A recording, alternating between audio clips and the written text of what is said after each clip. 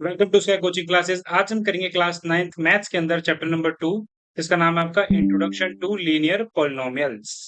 इस चैप्टर का हम आज करने वाले इंट्रोडक्शन पार्ट। ठीक है, इस वीडियो के अंदर हम समझेंगे कि वो कौन कौन सी जरूरी चीजें हैं जो इस चैप्टर के अंदर आगे चलकर हमको काम आएंगी। तो चलिए फटाफट से इसको स्टार्ट करते हैं। इस चैप्टर के अंदर समझने वाली जो सबसे पहली और सबसे इंपॉर्टेंट चीज है वो आपका एल्जेब्रिक एक्सप्रेशन। आपने पहली क्लास से लेकर 8वीं क्लास तक एक्सप्रेशंस तो बहुत सारी देखी होंगी, लेकिन आज हम समझेंगे एल्जेब्रिक एक्सप्रेशंस के बारे में। तो चलिए फटाफट से करते हैं। तो मैं आपको अलजेब्रा का अर्थ बताऊंगा और एक्सप्रेशन का अर्थ बताऊंगा। ठीक है, एक्सप्रेशन तो आपने बहुत सारी देखी होंगी, two two plus three multiply, है ना। यानी मतलब कुछ ऐसे कोई हमने नंबर्स लिए, सपोज 4 + 9 मल्टीप्लाई बाय 2, ये आपकी एक्सप्रेशंस होती हैं। एक्सप्रेशंस कह सकते हैं, इक्वेशंस कह सकते हैं। ठीक है, लेकिन अगर हम बात करें एल्जेब्रिक एक्सप्रेशंस की, तो वो इनसे थोड़ी सी अलग होती हैं। कैसे समझते हैं। एल्जेब्रा का यहाँ पे जो अर्थ है वो आपका एबीसीडी से है। अलजेब्रा मतलब एबीसीडी, बेसिकली आप इतना याद रख सकते हैं। तो जब एक्सप्रेशन के जो हमारी जितनी भी हमारी एक्सप्रेशंस हैं या फिर जो इक्वेशन है, इनके अंदर अगर ए बी सी डी या फिर कोई भी अल्फाबेट ऐड हो जाता है, तो आपको दोनों को जोड़ के बन जाती है एल्जेब्रिक एक्सप्रेशन। एक मैं आपको लिख के दिखाता हूँ ताकि आपको क्लियर हो सके। 4x² plus 5y plus 2z। ठीक है, आपके सामने मैंने एक इक्वेशन लिखी और आप देख सकते हैं इस इक्वेशन के अंदर कुछ अल्फाबेट्स भी हैं, जैसे x है, y है और यहाँ पे z है, ये 2z है। ठीक है, तो जब हम अल्फाबेट्स और नंबर दोनों का यूज करके जब कोई इक्वेशन लिखते हैं तो उसे बोलते हैं एल्जेब्रिक एक्सप्रेशन। ठीक है, तो आप, मुझे उम्मीद है कि आपको ये बात तो समझ में आ गई होगी कि एल्जेब्रिक एक्सप्रेशन क्या होता है। एल्जेब्रिक एक्सप्रेशन के अंदर बेसिकली दो चीजें जो हमको समझनी है। पहली है टर्म, दूसरा है वेरिएबल। बहुत आसान चीज है, ध्यान से समझिए। ठीक है, आप यहाँ पे जो एक्सप्रेशन लिखा हुआ देख रहे हैं, बेसिकली आपको ये तीन हिस्सों में बटी हुई दिख रही होगी। पहला हिस्सा ये, दूसरा हिस्सा ये और तीसरा ये हिस्सा ये। और इनको बांटने वाला कौन है। इनको बांटने वाला है ये प्लस का साइन। ठीक है, तो ये जो प्लस प्लस का साइन, माइनस का साइन, ये जो होते हैं, ये जो हमारे इक्वेशन को अलग अलग हिस्सों में बांट देते हैं। और ये जो अलग अलग हिस्से होते हैं, इसी को हम क्या बोलते हैं, टर्म बोलते हैं। तो बेसिकली इस वाली इक्वेशन के अंदर अब मुझे तीन टर्म दिखाई दे रही है। कौन कौन सी। पहली टर्म है 4x², कॉमा, दूसरी टर्म मुझे जो दिखाई देती है वो है 5y, और तीसरी टर्म जो है मेरी वो है 2z।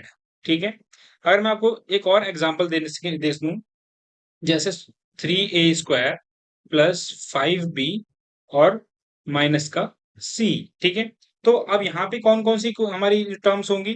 तो आप देख सकते हैं यहाँ पे प्लस का साइन है और यहाँ माइनस का साइन। तो इन्होंने बेसिकली तीन टर्म यहाँ पे बांट के दे रखी है हमको। ठीक है, क्या टर्म्स है वो। पहली टर्म है हमारी 3a², फिर दूसरी टर्म है 5b और हमारी तीसरी टर्म है हमारा माइनस का c। ठीक है, तो हमारे यहाँ पे तीन टर्म थी, हमने यहाँ पे लिख दी है। यहाँ माइनस नहीं आएगा, एग्जैक्ट सी लिखेंगे सिर्फ। ठीक है, तो मुझे लगता है कि आपको टर्म अच्छे से समझ में आ गया होगा। अब बात करते हैं वेरिएबल्स की कि वेरिएबल क्या होते हैं। टर्म की तरफ देखिए, मैं यहाँ पे टर्म को बड़ा लिखता हूँ। जैसे ये एक टर्म है 4x², मैं 4x² को थोड़ा बड़ा लिख लेता हूँ। ठीक है, इस 4x² के अंदर एक तो आपका यहाँ पे एक नंबर है और एक यहाँ पे अल्फाबेट है। ठीक है, एक नंबर है और एक अल्फाबेट है। तो आपका जो ये अल्फाबेट होता है ना, इसी को हम बोलते हैं वेरिएबल। ठीक है, यानी ये जो एक्स, वाई, जेड, ए, बी, सी, डी, ए से लेकर जेड तक कुछ भी, कोई सा भी अल्फाबेट हो, उसे क्या कहा जाएगा, वेरिएबल। ठीक है, तो एक एल्जेब्रिक एक्सप्रेशन के अंदर कुछ टर्म्स होती हैं और वेरिएबल्स होते हैं। आगे चलते हैं अब हम। नेक्स्ट टॉपिक जो हम समझने वाले हैं उसका नाम है पॉलिनोमियल्स। ठीक है, आपका चैप्टर ही पूरा पॉलिनोमियल के ऊपर बेस्ड है, तो आप इसको ध्यान से समझिए। ठीक है, अब हम देखेंगे कि एल्जेब्रिक एक्सप्रेशन और पॉलिनोमियल में क्या अंतर होता है। तो special algebraic expression having only one variable. अगर हम देखें तो पॉलिनोमियल कुछ खास चीज नहीं है। पॉलिनोमियल भी एक तरीके का आपका एल्जेब्रिक एक्सप्रेशन ही है, लेकिन इसमें क्या अलग होता है। इसमें ये बात अलग होती है कि इसमें सिर्फ एक ही वेरिएबल होता है। एक ही वेरिएबल से क्या मतलब है, समझते हैं। जैसे आप देखिए यहाँ पे एक इक्वेशन लिखी है, 4x² plus 5y plus 2z। तो बेसिकली आपको इसके अंदर तीन वेरिएबल देखने को मिलते हैं, x, y और z। लेकिन अगर मैं बात करूं पॉलिनोमियल की, तो उसको किस तरह लिखा जाएगा, 4x² plus 5x plus 2x। ठीक है, तो आप देख सकते हैं यहाँ पे सिर्फ एक ही वेरिएबल का यूज हुआ है जिसका नाम है x। तो हम इसे क्या कंसिडर करेंगे, हम इसे मान लेंगे ये हमारा पॉलिनोमियल है। ठीक है, तो आप समझ गए होंगे। अलजेब्रिक एक्सप्रेशंस के अंदर एक से ज्यादा आपके वेरिएबल्स हो सकते हैं, लेकिन पॉलिनोमियल कौन सा होता है? पॉलिनोमियल सिर्फ वो होता है जिसके अंदर केवल एक ही वेरिएबल हो। ठीक है। और दूसरी बात, आपकी बुक के अंदर पॉलिनोमियल के दो अलग नाम दिए गए हैं। पहला नाम है वन वेरिएबल पॉलिनोमियल और दूसरा नाम है यूनिवेरिएट पॉलिनोमियल। तो आपको क्वेश्चन में कुछ इस तरीके से भी ये देखने को मिल सकता है। ठीक है। आप समझते हैं कि अगर पॉलिनोमियल जो हमारे ये पॉलिनोमियल लिखा हुआ है, इसके अंदर सारे के सारे एक्स हैं, तो हमें किस तरह इसको प्रोनाउंस करना है, फिर किस तरह इसको लिखना है। तो हम इसको लिखते हैं पी एक्स। कुछ इस तरीके से ये लिखा जाता है कि इस पॉलिनो ये जो पॉलिनोमियल है, इसमें सिर्फ और सिर्फ एक्स ही एक्स हैं। जैसे मैं दूसरा लिख के दिखाता हूँ। सपोज 2x का क्यूब प्लस 5x का स्क्वायर माइनस 3x प्लस 7। ठीक है। तो आप देख सकते हैं यहाँ पे जितने भी हमारे वेरिएबल हैं, यानी ये और ये सारे के सारे x के साथ हैं। ठीक है। और अगर मैं लिखूंगा यहाँ पे पॉलिनोमियल इन y, यानी कुछ इस तरीके से p और ये y, तो मैं जो भी अब यहाँ पे पॉलिनोमियल लिखूंगा उसमें सब कुछ y होना चाहिए। जैसे 4y का square plus 5y plus 2y। ठीक है, कुछ इस तरीके से। तो आप इसमें उसको अच्छे से समझ गए होंगे कि पॉलिनोमियल और अलजेब्रिक एक्सप्रेशन के अंदर क्या अंतर है। आपको एक चीज और समझनी है। मान लीजिए आपके सामने सिर्फ लिखा हुआ है 7। ठीक है। तो क्या आप इस नंबर को ओनली 7 को पॉलिनोमियल मानेंगे? तो बहुत सारे बच्चे बोल देंगे नहीं, ये जो हमारा 7 है ये तो इक्वेशन की तरह दिख ही नहीं रहा है, ना इसमें कोई वेरिएबल है ना इसमें कोई टर्म है, तो हम इसको पॉलिनोमियल नहीं मानेंगे। लेकिन आपकी गलती है ये भी एक तरीके का पॉलिनोमियल होता है और इसका नाम हम लिख देते हैं यहाँ पे। क्या होता है ये? ऐसे पॉलिनोमियल को हम बोला जाता है कांस्टेंट पॉलिनोमियल। ठीक है। ये चीज आपको याद कर लेनी है, समझ लेनी है और अपने दिमाग में डाल लेनी है कि अगर कोई सिंगल नंबर भी होगा तो आप उसको पॉलिनोमियल मानेंगे। ठीक है। और जो दूसरी चीज होती है पॉलिनोमियल के अंदर, वो होता है आपका कोफिशिएंट। ठीक है। क्या क्या होता है? कोफिशिएंट। कोफिशिएंट समझेंगे हम। बेसिकली जो हमने टर्म समझी ये उसी से रिलेटेड है, देखते हैं क्या है। जैसे मैं लिखा है यहाँ पे कोफिशिएंट ऑफ एक्स स्क्वायर। ठीक है। अब आप इसको देखिए। ठीक है, जहां ये मैं बॉक्स बना रहा हूँ इसको देखिए। ये कह रहा है कोफिशिएंट ऑफ एक्स स्क्वायर। अगर आपको कोफिशिएंट याद करना है तो मैं उसके लिए एक सरल तरीका बताता हूँ। आप कोफिशिएंट को मान लीजिए साथी। क्या मानना है आपको? साथी। तो अगर मैं कोफिशिएंट की जगह बोलूं साथी, साथी of x square, in x square के साथ में कौन है? तो आप देख सकते हैं एक्स स्क्वायर के साथ में कौन है? 4। तो यहाँ पे आ गया 4। तो कुछ इस तरीके से आपको यहाँ पे कोफिशिएंट निकालने हैं। अगर मैं बोलूं कोफिशिएंट ऑफ वाई, यानी ये वाला दिख रहे हैं आप यहाँ पे, मैं बोलूं कोफिशिएंट ऑफ वाई यानी वाई का साथी, तो वो कौन है आपका यहाँ पे? 5। ठीक है। तो इस तरीके से आप आसानी से उसको याद रख सकते हैं। और एक चीज और जो आपको समझनी जरूरी है, आप देख सकते हैं यहाँ पे इस वाले पॉलिनोमियल के अंदर एक टर्म ये रही, दूसरी टर्म ये है, तीसरी टर्म ये है और ये चौथी टर्म ये है। अगर आप चौथी वाली टर्म के ऊपर फोकस करेंगे तो इसके पास ना तो कोई वेरिएबल है, ये अकेली यहाँ पे खड़ी हुई है। तो ऐसी जो टर्म होती है जिसके पास ना तो कोई वेरिएबल होता है, उसे हम एक अलग नाम देते हैं, वो होता है आपका कांस्टेंट टर्म। क्या कहा जाता है उसको? Constant term. ठीक है। तो पॉलिनोमियल के अंदर जो चीज इंपॉर्टेंट थी वो मैं आपको, वो जो सारी सारी मैंने आपको समझा दी है। ठीक है। चलते हैं अब हम अपने नेक्स्ट टॉपिक की तरफ। हमारा जो अगला टॉपिक है उसका नाम है डिग्री ऑफ अ पॉलिनोमियल। सबसे पहले समझेंगे ये क्या चीज है। ये highest power of variable in a polynomial is called degree of that given polynomial. सबसे पहले मैं आपको एक पॉलिनोमियल यहाँ पे लिख के दिखाता हूँ और उस एग्जांपल की सब तरफ से हम समझेंगे। लिख देता हूँ मैं 5x का क्यूब प्लस 4x का स्क्वायर प्लस 9x माइनस 8। ठीक है। सबसे पहले मैं आपसे एक सवाल पूछता हूँ। ये जो आपको यहाँ पे कितनी टर्म दिखाई दे रही है? 1 2 3 4। ये जो चौथी टर्म है इसका क्या नाम होगा? ये आप कमेंट में बताएंगे। ये मैंने अभी भी समझा है। ठीक है। अब चलते हैं हम डिग्री की तरफ। अब हमें समझना है कि पॉलिनोमियल की डिग्री होती क्या है। तो आप यहाँ पे देखिए क्या लिखा है, हाईएस्ट पावर ऑफ वेरिएबल। सबसे पहले देखिए वेरिएबल कौन कौन से हैं। तो यहाँ पे मुझे एक्स का वेरिएबल दिख रहा है, एक यहाँ पे, एक यहाँ पे और एक यहाँ पे। ठीक है जी। मैं इनको लिख लेता हूँ अलग से ताकि आपको क्लियरली समझा सकूं। तो एक्स का क्यूब दिखा मुझे, एक्स का स्क्वायर दिखा और मेरे को एक यहाँ पे एक्स दिखा। ठीक है। तो अब मैं इसमें से समझने की कोशिश करूंगा कि हाईएस्ट पावर किसकी है। तो आप देख सकते हैं इसकी कोई पावर नहीं है। तो जब इसकी कोई पावर नहीं है तो जहां पे हम 1 मानते हैं, आप याद रखिएगा। ठीक है। तो इसकी पावर 1 है, इसकी पावर क्या है? 2 और इसकी पावर है 3। तो जो इनकी हाईएस्ट पावर है यानी 3, उसी को मैं इसकी डिग्री मानूंगा। तो इस पॉलिनोमियल की यानी 5x का cube plus 4x square plus 9x minus 8, इसकी डिग्री क्या होगी, तो मैं यहाँ लिख देता हूँ इसकी डिग्री, जो इसकी डिग्री होने वाली है वो है इसकी 3, तो इसकी डिग्री है 3। एक और एग्जांपल से समझेंगे यहाँ पे, जैसे यहाँ पे लिखा मान लीजिए माइनस का 8x प्लस का 4। तो सबसे पहले आपको गौर करना है वेरिएबल की तरफ। यहाँ पे जो वेरिएबल है वो है x, और इस x की पावर क्या है, मैंने आपको बताया अगर x के ऊपर कोई पावर नहीं है या फिर y के ऊपर कोई पावर नहीं है, मतलब किसी भी वेरिएबल के ऊपर कोई पावर नहीं है, तो उसकी डिग्री 1 कंसिडर की जाती है। तो मैं लिख लेता हूँ यहाँ पे कि जो इसकी डिग्री होने वाली है वो होगी 1। ठीक है, एक छोटा सा एग्जाम्पल और समझेंगे। ये मैंने लिखा 4। मैंने आपको बताया था अगर सिंपल कोई नंबर लिखा है उसको भी हम पॉलिनोमियल मानते हैं। कौन सा पॉलिनोमियल, कांस्टेंट पॉलिनोमियल। तो ये भी एक पॉलिनोमियल है, और अगर ये पॉलिनोमियल है तो इसकी भी कोई ना कोई डिग्री होगी। ठीक है, मैं बता देता हूँ आपको कि जो कांस्टेंट पॉलिनोमियल होते हैं उनकी डिग्री 0 मानी जाती है। ठीक है, तो मुझे उम्मीद है कि आपको डिग्री का ये जो कॉन्सेप्ट है ये अच्छे से समझ में आ गया होगा कि आपको सबसे पहले वेरिएबल देखना है और उस वेरिएबल में सबसे हाईएस्ट पावर किसकी है वो चेक करनी है, और वो ही आपका डिग्री माना जाएगा। ठीक है, अब हम देखेंगे name of polynomial on basis of degree, कि डिग्री के बेस पर कौन से पॉलिनोमियल को क्या नाम दिया जाता है। तो बहुत आसान है, इसमें कोई बड़ी बात नहीं है। आप देखिए यहाँ पे तीन तरीके के पॉलिनोमियल के नाम होते हैं, एक तो क्यूबिक पॉलिनोमियल, क्वाड्रेटिक पॉलिनोमियल और लीनियर पॉलिनोमियल।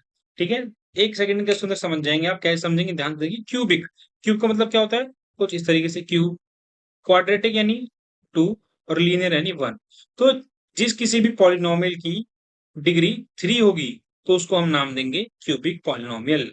जैसे इसकी डिग्री देखिए, 5x का cube plus 4x square plus 9x minus 8, इसकी जो डिग्री है वो कितनी है, 3 है, क्योंकि ये इसकी हाईएस्ट पावर भी है और हाईएस्ट पावर को ही डिग्री माना जाता है। तो उसकी डिग्री 3 है, तो मैं इसको नाम दूंगा कि ये कैसा पॉलिनोमियल है, ये एक क्यूबिक पॉलिनोमियल है। ठीक है, और दूसरा हमारा क्वाड्रेटिक पॉलिनोमियल। तो क्वाड्रेटिक पॉलिनोमियल क्या होता है, जिसकी डिग्री 2 हो। मैं लिख के दिखा देता हूँ आपको यहाँ पे। सपोज कीजिए 8x का स्क्वायर प्लस 4x और माइनस का 2, आपके सामने ये पॉलिनोमियल लिखा हुआ है। इसकी हाईएस्ट डिग्री कितनी है, 2, तो इसे हम क्या बोलेंगे, क्वाड्रेटिक पॉलिनोमियल। और ऐसा पॉलिनोमियल जिसकी डिग्री कितनी हो, 1, उसे कहा जाता है लीनियर पॉलिनोमियल। जैसे कि ये 8x प्लस 4, इसकी डिग्री कितनी है, 1, तो इसे हमने मान लिया लीनियर पॉलिनोमियल। तो 3 नाम थे, बहुत आसान थे, आप समझ गए होंगे इसे। चलते हैं हम नेक्स्ट पार्ट की तरफ। तो अब दो छोटे छोटे से टॉपिक रह गए हैं इसके अंदर। सबसे पहला जो टॉपिक है आपका वो है लीनियर पैटर्न। हम समझेंगे कि ये लीनियर पैटर्न होता क्या है। तो a sequence of numbers where the difference between two consecutive terms is constant.